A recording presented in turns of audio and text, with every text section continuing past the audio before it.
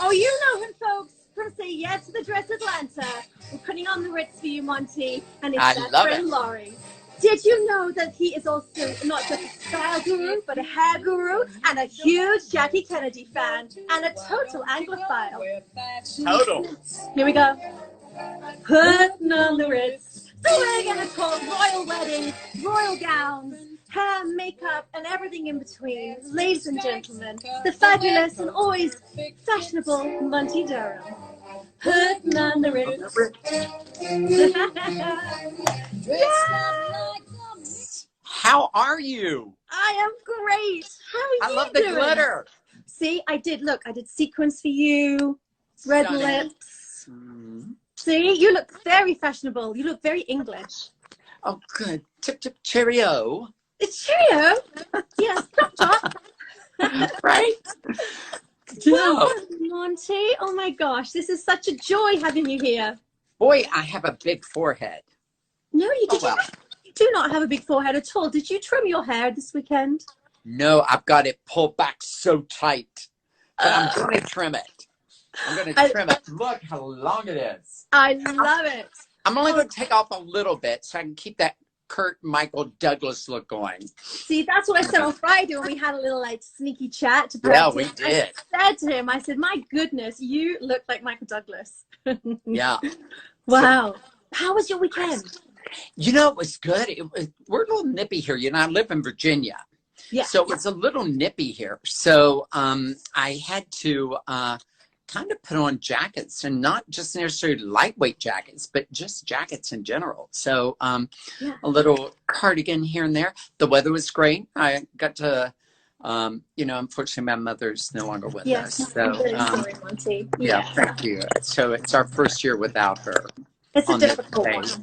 Yeah, and so we just kept it low-keyed, and prayers were offered at the church and stuff like that. So it was nice, and we had a wonderful toast to her memory, her style, and her infectious laugh and love of people. So, oh, Monte, that's lovely. That's really very special. Rob is here, Rob Van Helden, and he says, Monte, you're looking great. Oh, he's sweet. He's kind. He might need glasses, but we're going to let that go. Yeah. No. Give him my best, of course. And so on Friday when we had a little sneak peek, you were actually ironing your linens. Did you get to do the inside linens? I got them all done. Fantastic. And yesterday, a few friends dropped in too. You know, you got to be safe, right? And so we had burgers on the patio. And this morning I got up and washed all because I had to set the table outside too. So I did all those linens and put them back and starched them, and they're all back where they belong. Oh my gosh. I love that. I know. I love that. So Monte, just your career has been so phenomenal. And I mean, we all know you from the fantastic show Say Yes to the Dress Atlanta, which I know we're all huge fans of. But take us back, because I didn't know when I was researching you, you started off in hair. You are a hair guru, aren't you? Yes. I mean, my first career was retail, and I used to do display, which they call fashion merchandising now, but it was display in the day. And then I became a personal shopper at a department store, and women would come in and they'd say to me, you know, I can never find anybody to fit, you know, alterations, and nobody ever cuts my hair right. And I thought, you know, I can't sew, but I bet I can cut hair. So I went back to Grandmother International. Yeah. I graduated a year ahead of my class and took the advanced course in London. Remember, I was saying that I stayed in Bayswater in a youth hostel. Yeah. And now, is that where your love of England? Yeah, sorry. I'm sorry for Bayswater. Is that where your love of England started? Absolutely. I mean, I had been there before, but just on the way to, you know, Paris, and that was backpacking. Can you imagine that? Were you not glamping? I can't imagine you No. I had limited clothes. I literally almost shaved my head so I wouldn't have to worry about my hair. And I backpacked through Europe. But anyway, so it did start my love of all things, because we were we're students. So our tour guide and our chaperones, so we went to Bath, and we went to Dover, we went to Stonehenge. So I went to Durham Cathedral, my last name, right? Yeah. So I see my name all over everything. And I just fell in love with the countryside and how quaint and well-mannered. And what fascinates me the most, everybody knows their lineage and history. Yeah. You can pick out any piece of furniture. They'll tell you where it came from, how old it is. I was in one place and he said, oh, it's only about, 350 years old. And I go, you do know that's older than my country. Yeah. But, and they were like, oh, no, that's not an old piece. To them, it was like 300. That wasn't old. Yeah. So, yeah, I love it. That's the beauty of England. Everything is so old. When I came to America, I think I used to live in a 700-year-old house, and I remember the cab driver saying, oh, yeah, well, my house was built in the 70s, And they were like, oh, okay. The house was built in 700 years ago. I'm like, oh, my God. Yeah. It's just crazy. We, so that started. I'm a history buff anyway. And, I mean, how can you not appreciate the fashion of the UK? Yeah. I mean, I think kind of what put them on the map really was our late Lady Di, of course, Princess Di. And she really took it to a different level and wore her jewelry on her forehead and, just cool stuff. And what a breath of life and spring came into British fashion then, right? I mean, my she was gosh. a front runner. Total. And I mean, we have to mention her wedding dress. I mean, that was a wedding dress, wasn't it? And at St. Paul's Cathedral, as opposed to the Abbey. Yes. But, I wondered, a couple things. I wondered, did they pick St. Paul's because of the staircase? Because, if you go into the Abbey, I was over there covering for Kate Middleton when she went in as a commoner and came out as a princess, right? Oh, my gosh, yes. So I love that you did that. You covered the and you step out of a car and you go right into the Abbey. But at St. Paul's, you have to go up that flight of stairs and that 15-foot train, right? So I wonder if they chose St. Paul's and then the dress became... I had read and rumors said that she kept wanting the train longer and longer and longer. Yeah. And then she wore the Spencer tiara as opposed to one that was gifted to her by Her Majesty. So it's interesting as well. It was, wasn't it? Yeah, that train. But when she stepped out of the carriage, there was that moment of, and with all the wrinkles and everything. I mean, but 100%, money wrinkles, honey. Yeah. Like that. I'm proof of that. I'm proof of no, right? No, but taffeta, it's lightweight, it's silk taffeta, it's got a little stiffness to it, but it is just, it's challenging. And David and Elizabeth Manuel, who does Say Yes to the Dress, David does there in the UK on Sky Network, he and his wife designed the gown. Yes. It was, Emmanuel gown, I mean, it was so perfect for a princess. And I remember just that feeling of seeing her coming out. And, oh, my gosh, she was like the princess for everybody. The people's princess. She really Everything was perfect except for her hair. Yes. That tiara just, you have bangs, you have fringe. Yes. So, you got to be careful because it just flattens. Right. Yes. It's hard to keep, it's hard to keep fringe. Yes. Up and fluffy. And you're doing a great job, by the way. Oh, my, thank you.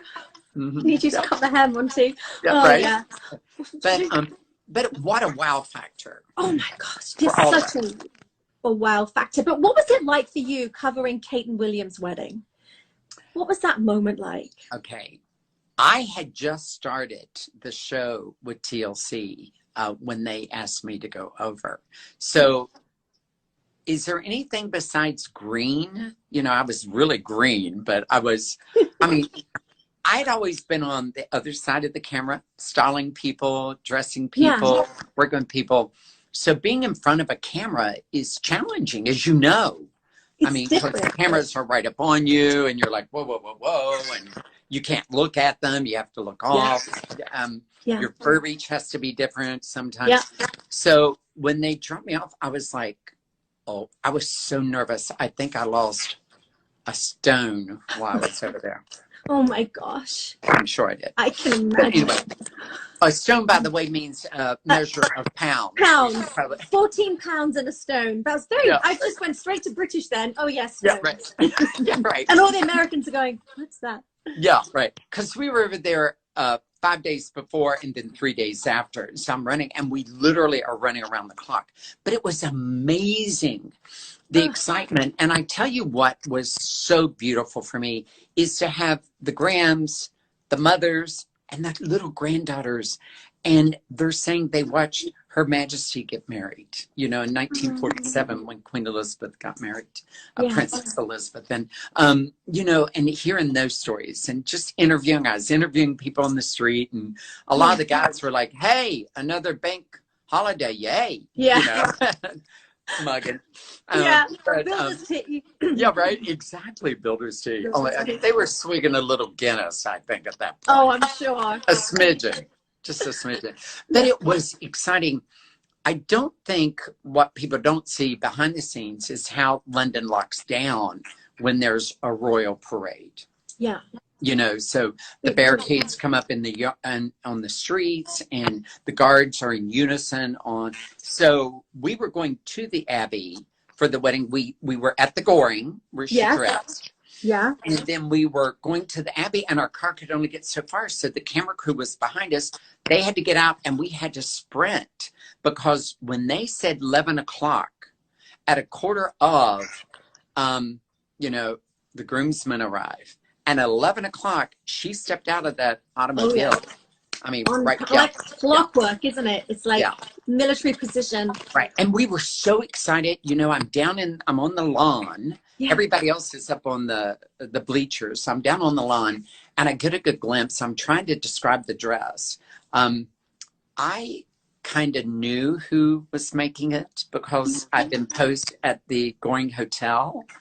And when the big Range Rover pulled up, and I was looking, the little hand opens the door and steps out, and the shoes hit the pavement. And Sarah Burton had just done a fashion show, and it was the same shoes. I'm like, I know who it is. It's Sarah Burton. Way. I can tell by the shoe. And she had her head all covered, and, you know, one of those furry hats with the flaps up. Yes. But I knew by the shoe because she had it on a couple of days before. Oh, only you would have noticed that. That's fantastic. But it was great, and the crowds were cheering and screaming, and you know, you're trying to talk, and you know, you've been in that, and but the biggest thing was, there she stands in that beautiful dress, you know, and V neckline. Not surprising, it's her favorite neckline, right? So there weren't a lot of surprises to the gown to me. I knew it would be very quiet and demure. I knew it would be very tailored. I knew it would be the finest silks, Duchess satins, and lace. And the neckline, I assumed, was going to be V. She has a penchant for a V neckline, or did at that time. Yeah. Stunning. I was shocked at the halo. I was shocked that her hair was down. So those two things took me. But what really got is when Pippa comes around the corner, bends over to straighten that train. And I look, tushy, that made her, didn't it? The crowd went beyond berserk. I mean, beyond. And I read somewhere that there was a 70% buttocks lift in the UK after that wedding. No way. No way. Yep. I believe you. That was, it was like, it was up and it was round and it was, I mean, she's, you know, as you know, in British weddings, they walk behind the bride. They do. Here, we walk in front of the bride. We go in to protect the bride in case somebody's trying to get her, or, you know, it's old, you know, somebody can't kidnap her and take her. So here, you know, there, they walk behind her. And she really didn't have a bouquet of flowers. No, she was just that little sprig in her hair. Yeah. And but that simple crepe silk, I mean, well done on her. That was stunning, absolutely stunning. Now, you told me a great story about her dress not fitting in the elevator at the Goring. Tell everyone that story. All right, so I've had the honor of staying at the Goring Hotel, which is just phenomenal. And the director of events at the Goring took me on a tour of the hotel. I was just having tea, and it's a must. Anybody? Yes, afternoon tea in the morning. The Ritz is phenomenal. The Goring is fabulous. Yes. But anyway, so he took me upstairs, and